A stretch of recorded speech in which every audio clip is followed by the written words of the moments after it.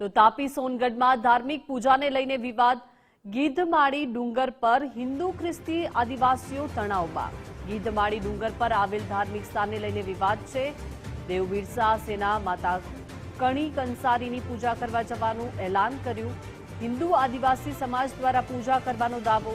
ખ્રિસ્તી આદિવાસી સમાજ દ્વારા વિરોધ કરવામાં આવ્યો અને તાપી પોલીસ દ્વારા ગીધમાળી ડુંગર પર જવાનો માટે જે માર્ગ છે તેને બંધ કરવામાં આવ્યો। ગીધમાળી ડુંગર પર પોલીસ બંદોબસ્ત ગોઠવાયો છે। હિન્દુ આદિવાસી સમાજ દ્વારા પૂજા કરવાનો અધિકાર માંગવામાં આવ્યો।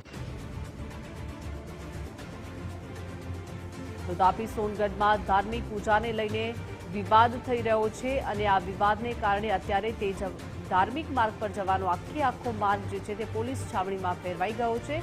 પોલીસ બંદોબસ્ત ગીધમાળી ડુંગર પર જોવા મળી રહ્યો છે। ગીધમાળી ડુંગર પર હિન્દુ ખ્રિસ્તી આદિવાસીઓમાં તણાવ છે। ગીધમાળી ડુંગર પર આવેલ ધાર્મિક સ્થાનને લઈને વિવાદ છે। દેવ બિરસા સેના માતા કણી કંસારીની પૂજા કરવા જવાનું એલાન કર્યું છે। હિન્દુ આદિવાસી સમાજ દ્વારા પૂજા કરવાનો દાવો છે। ખ્રિસ્તી આદિવાસી સમાજ દ્વારા વિરોધ કરવામાં આવ્યો હતો અને અત્યારે તે માર્ગ જે છે તે બંધ કરવામાં આવ્યો છે અને પોલીસ બંદોબસ્ત ગોઠવી દેવામાં આવ્યો છે। હિન્દુ આદિવાસી સમાજ દ્વારા પૂજા કરવાનો અધિકાર માંગવામાં આવ્યો છે।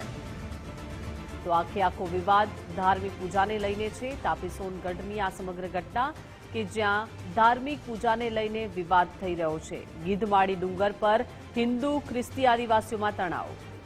વધુ માહિતી સાથે સંવાદદાતા અક્ષય જોડાઈ ગયા છે।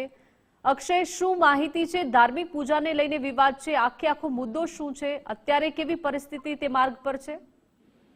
જે સોનગઢ તાલુકાના નાના બંદરપરા ગ્રામ વિસ્તારમાં ડુંગર આવ્યું છે જે ગીધમાળી ડુંગર તરીકે ઓળખાય છે, જ્યાં દેવ શિવરાત્રી પાવન પર્વ નિમિત્તે કંસારી માતાના મંદિરની આસ્થા રાખીને ત્યાં હિજરી પૂજાનો કાર્યક્રમ ગોઠવવામાં આવ્યો હતો, જે ડુંગર પર ખ્રિસ્તી સમાજ દ્વારા મરિયમ માતાનું આવ્યું છે। આ વિવાદ ઘણા વર્ષોથી ચાલી રહ્યો છે, જ્યાં ખ્રિસ્તી સમાજ પૂજા અર્ચના દેતું નથી અને દેવ બિરસા